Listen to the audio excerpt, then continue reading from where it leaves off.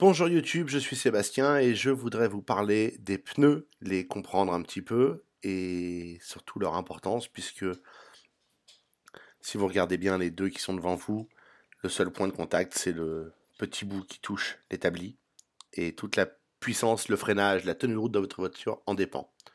Donc là on a deux jantes identiques avec deux pneus très différents comme vous pouvez le voir. L'un des deux est clairement plus large que l'autre.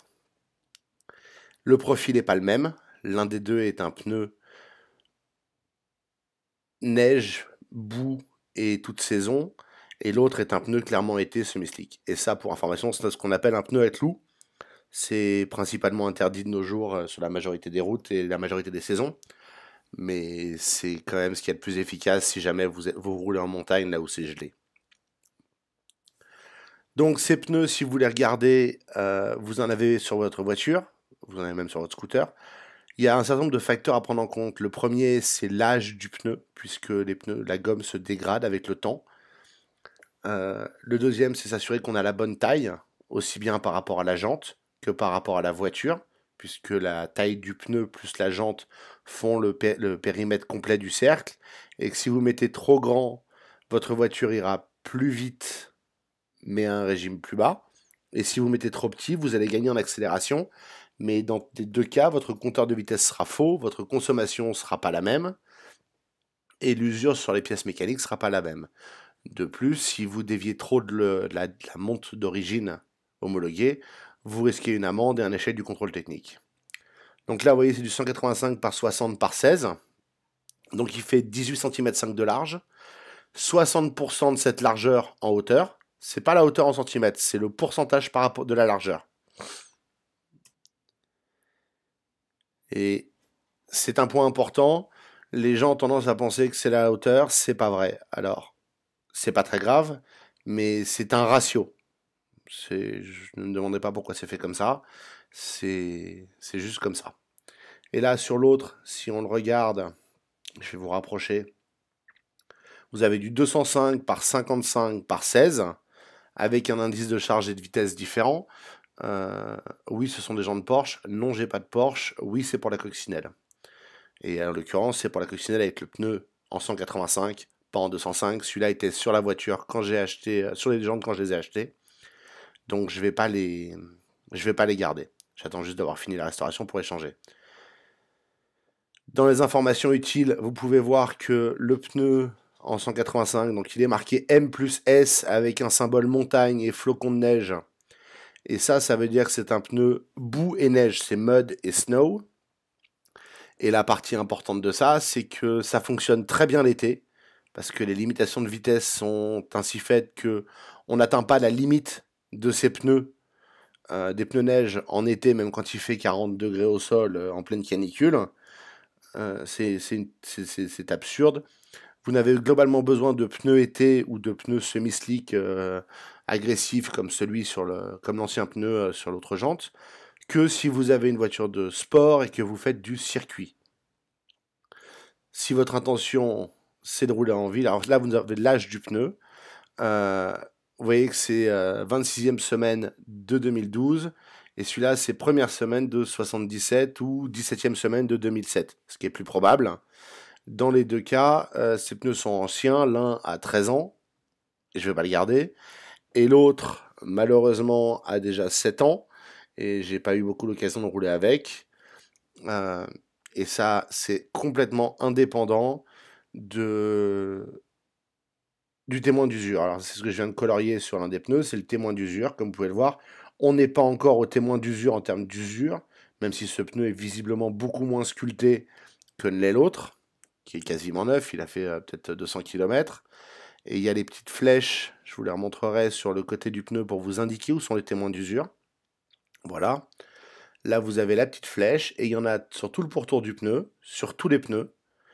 Et quand vous regardez cette petite flèche, normalement dans la première rigole, dans le sens du pneu, si vous préférez, vous allez trouver des petites bosses, et ces petites bosses ne doivent pas être au même niveau que les crampons, les sculptures du pneu. Si c'est tout lisse, faut le changer. Mais le fait que ce soit pas tout lisse ne veut pas dire que le pneu est en bon état. Je roulerai pas avec ces pneus hors d'âge. et certainement pas à plus de 50 km/h par temps sec. Ça, c'est clair. Là, si on regarde sur le pneu quasi neuf, on va trouver les mêmes petites flèches. C'est standard, c'est pratique. Et on va voir qu'il y a beaucoup plus de gomme. Je prends juste un peu mon temps pour colorier, c'est pas évident quand il y a des sculptures.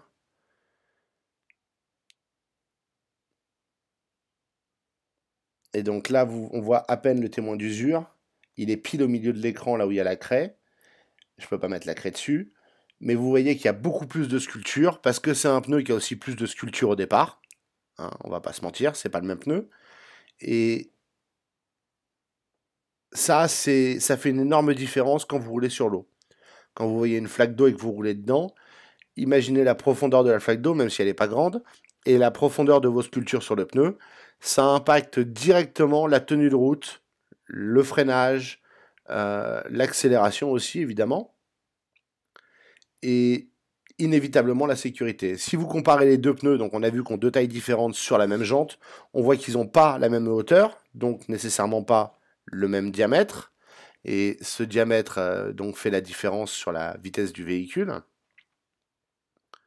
L'usure des sculptures a un impact aussi là-dessus, puisque quand les sculptures seront bouffées sur celui de droite, son diamètre sera inférieur, et donc on se retrouvera avec un pneu qui tourne plus vite pour la même vitesse de déplacement du véhicule. Et là, ce que je vous montre, c'est l'équilibrage, qui est aussi très important sur les jantes. Alors celle-là, c'est des vieilles jantes. Bonjour l'équilibrage. Mais on peut le faire soit à l'intérieur, soit à l'extérieur. Donc, sachez-le et précisez-le quand vous faites équilibrer vos jantes. Si vous voulez qu'elles restent jolies à l'extérieur, vous pouvez les faire équilibrer à l'intérieur. C'est un peu plus de travail pour la personne qui le fait, mais ça se fait très bien et ça permet de garder des jantes jolies à l'extérieur. Même si celle-là, on a besoin d'une petite rénovation. Là, vous pouvez voir que celle-là était équilibrée à l'extérieur comme un âne, mais aussi à l'intérieur, il y avait des poids à un moment. On les voit là, on voit là en bas où étaient les poids.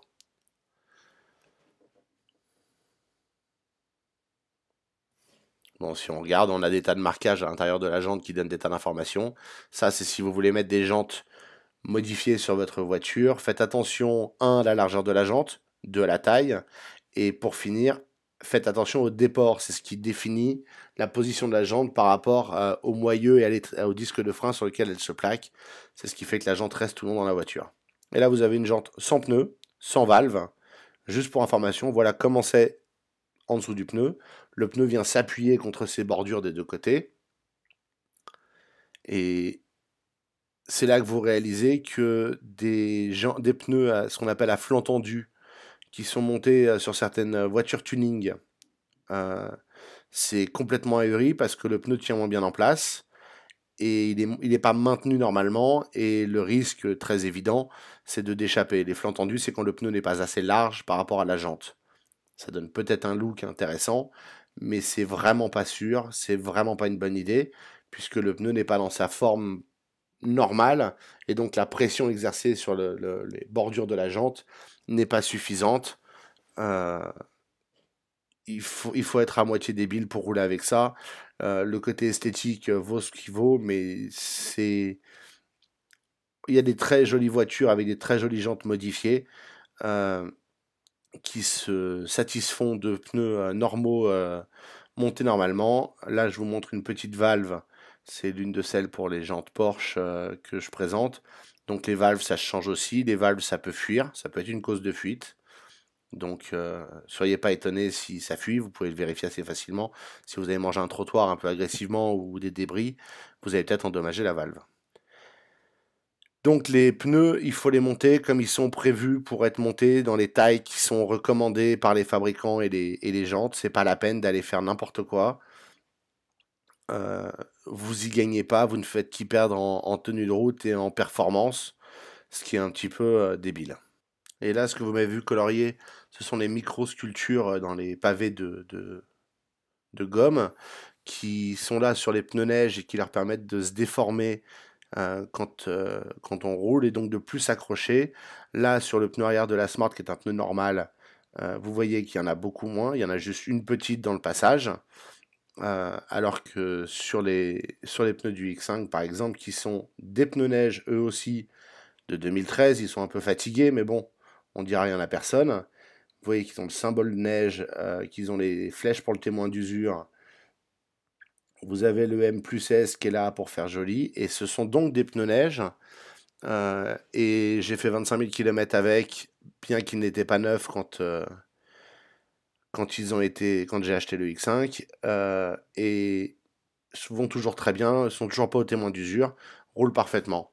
Donc ma recommandation globalement pour l'ensemble de la population du territoire français, à l'exception peut-être de Cannes et Saint-Tropez, encore que, c'est d'acheter, quand vous changerez vos pneus, des pneus neige.